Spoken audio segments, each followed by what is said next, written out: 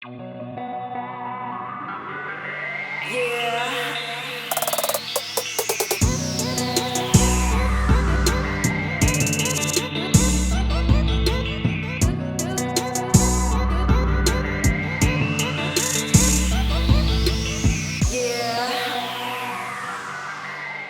guys, welcome back to another episode of C Slurp's Fresh Noodle Fridays. Today we are making pasta from scratch. I'm super stoked. I just got a pasta roller for Christmas.